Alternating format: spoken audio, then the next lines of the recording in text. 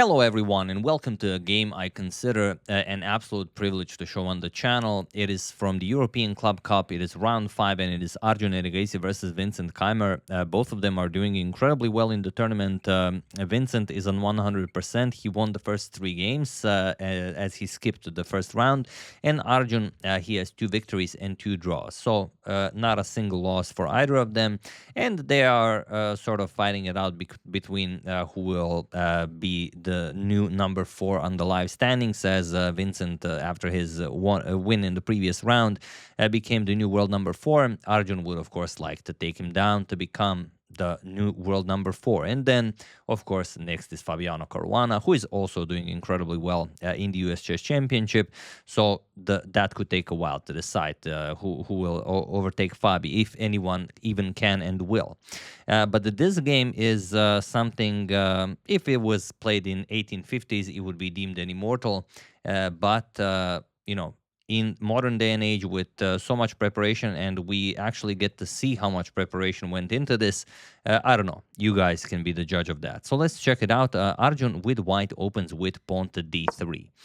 We have knight to f6 by Vincent, pawn to c4, pawn to e6, and of course knight to c3. I think everyone at this level goes for the Nimzo Indian, but here we have knight to f3. Arjun goes for the anti-Nimzo, and Vincent counters it with pawn to b6. This is the Queen's Indian defense, and I always I like to remind everyone that ever since Stockfish played it against Alpha Zero in their famous 100-game match, people thought that no one would ever play the Queen's Indian defense after that. But yeah, we are only humans, we are not engines, and for humans, obviously, it is possible to still play it.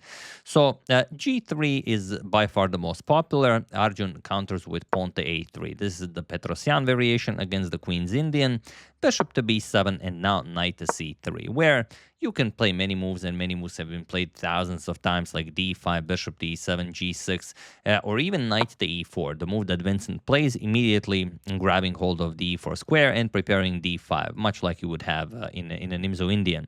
So we've transposed into the Kasparov variation, and now knight captures on e4, bishop captures, and this is where Arjun really brings out the big guns. Now here, knight d2 is the most popular move. Pawn to e3 also has been played quite a few times. Bishop to f4 also very popular, but here, and h4 also very popular. But knight to g5, the move that Arjun plays, the move that looks like something I would play instantly in a bullet game, but you know, here it is, has never been played at the grandmaster level, and I would say, you know, something like this should take Vincent by surprise, but it doesn't. He just plays bishop to g6 without spending more than a minute.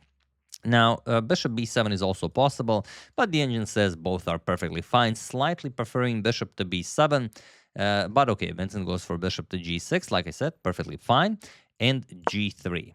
And this is the first moment where Vincent starts thinking, and he plays pawn to h6, investing, well, more than 10 minutes, some 12 minutes into this idea, because he has to make sure that bishop to g2 is not a problem for him. So let's see what happens. And it is now, as of move 8, that we have a completely new game. Usually bishop to e7 was played here, but like I said, the position has never been reached in top-level chess. Bishop to g2, attacking the rook, and Vincent could just play pawn to c6, and then Arjun goes back with knight h3, or maybe knight to f3, hard to say what he had in mind, but no, Vincent accepts the challenge. H captures on g5, and this is where the fun begins. Bishop captures on a8, and now pawn to c6, trapping the bishop. So okay, you won a knight for a rook, and you're also going to win the bishop. So if you take 2 pieces for a rook, usually that's very good for you. So what did Arjun have in mind? I mean, he still has an hour and 28 minutes on the clock. Obviously, he's still well within his preparation. Here after c6, he just castles kingside. Okay, Vincent goes bishop to c7, burns a lot of time here, some 25 minutes. And the question is what to do now. You could also try for queen to c7 instead of bishop to e7, but okay, it's believe it or not, it's not an easy position to navigate for black.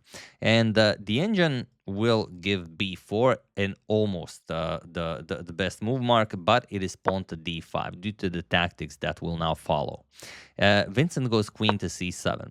And the reason for this is that, okay, he just wants to, you know, to give you an example, if let's say he trades once, let's say c captures, and now goes knight a6, which is the idea to win the light square bishop, you have this very nice idea of d6, attacking the bishop, and now once the bishop moves, you just bring your bishop back, and black's position is just terrible. This is lost. So that's why after d5, queen to c7, you also gain support for this d6 square. And later on, Vincent's plan is to play a6, queen a7, and just pick up the bishop that way. So what can Arjun do? He plays, what can Arjun do? He goes bishop to e3, believe it or not. And now the position is more than critical.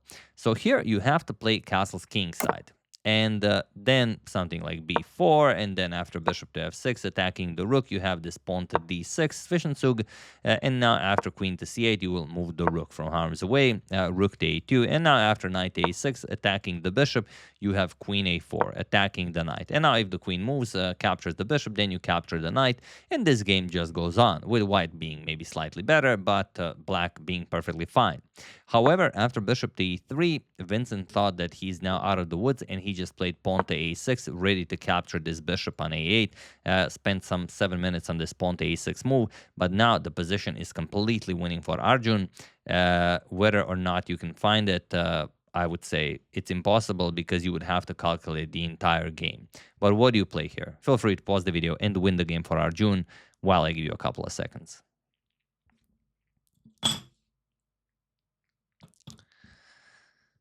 Believe it or not, it's the centralizing queen to d4, putting pressure on g7, and you might be wondering, well, so what? Can't we just castle and, you know, be done with it?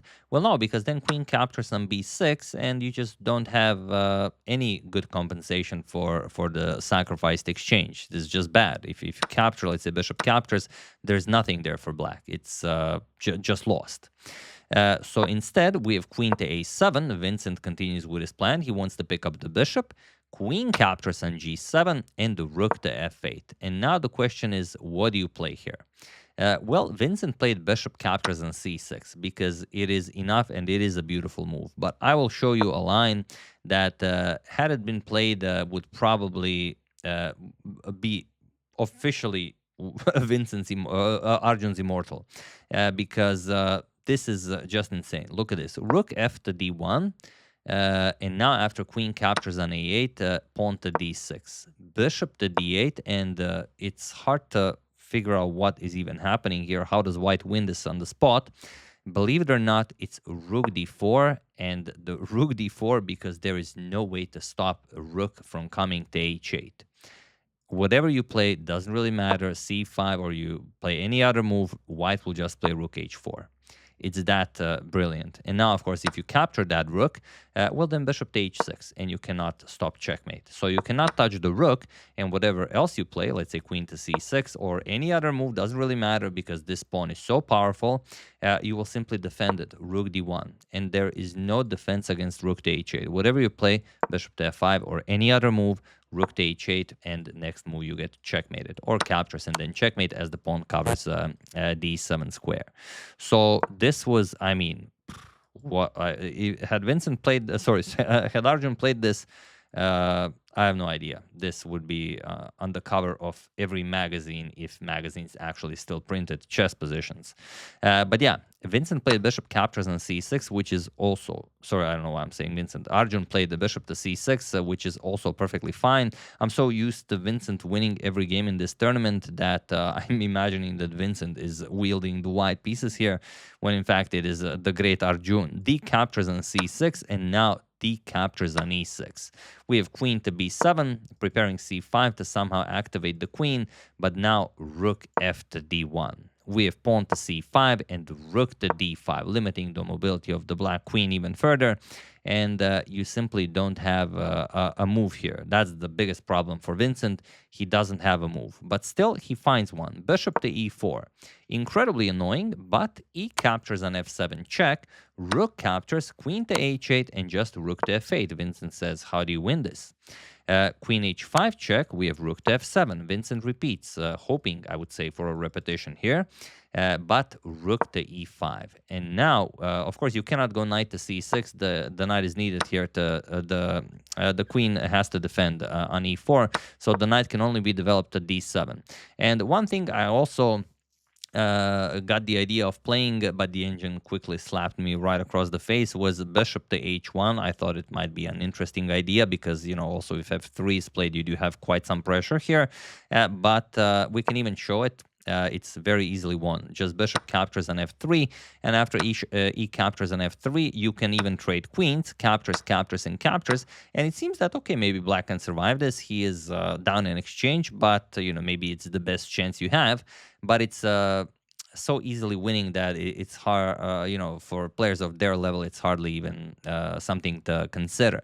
Because after bishop captures, threatening to win a piece, you have to go rook to f7. Then you double up again, threatening to win a piece, knight c6 defense, but you don't care. You can just trade everything, captures, captures, and now you even trade everything, captures, captures, captures, captures, and you just push the past the g and h pawn. And that's it. That's the winning strategy. So yeah, I thought about it, but like I said, the engine quickly refuted my line. So knight to d7 by Vincent, and here it comes. I could tell you what Arjun played, but I'm not going to. Feel free to pause the video once again and win the game for Arjun while I give you a couple of seconds.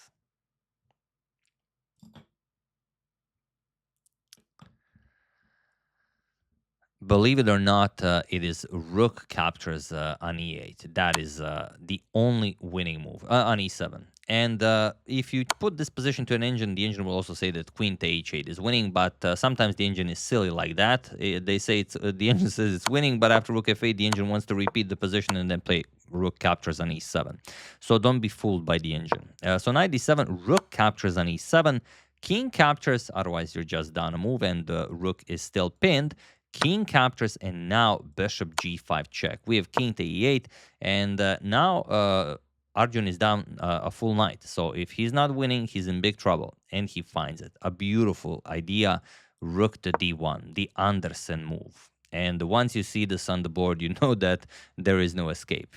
Point being that nothing can move. The rook cannot move. The knight cannot move. Do you move the knight, you get instant checkmate. Rook to d8 is checkmate.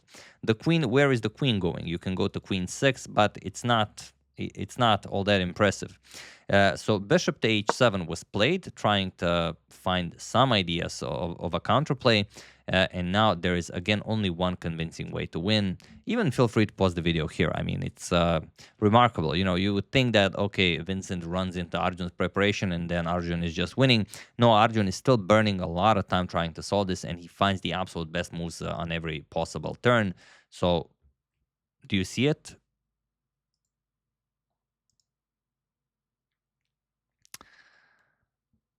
I merely highlighted the h2 pawn to confuse you. The actual winning move is queen to h6. And now you've, again, stopped all counterplay, and also you don't allow the queen to be activated via the 6th rank. You're preparing queen to e6 check, and it doesn't matter what you play. Even if queen e4, which is maybe interesting, you can just go rook d3. And look at this. Bishop covers d8, queen covers f8, bishop covers d8, rook to e3 is coming. You don't even care where the black queen is. You're not trying to win the queen. You're trying to checkmate the black king. So after queen h6, bishop to f5, one final attempt, and this is now where Arjun finishes it in the style of Morphy. Or as rook a to d1 was played, we could say in the style of Anderssen. Rook to d5. Okay, you have to do something. But rook to h7, attacking the queen, and queen to d6. Only winning move. I could have asked you to pause the video here, but it's the only move that you can play where you don't lose the queen, so I respect you too much to ask you that. And now bishop to h3. Vincent saying, okay, at least we paralyze the rook. If the rook moves, then we checkmate on g2. But here it comes. Queen g6 check. Rook to f7. And now queen to g8 with check, followed by rook to f8. If you go knight to f8, of course, this is still checkmate. Let's not forget about that.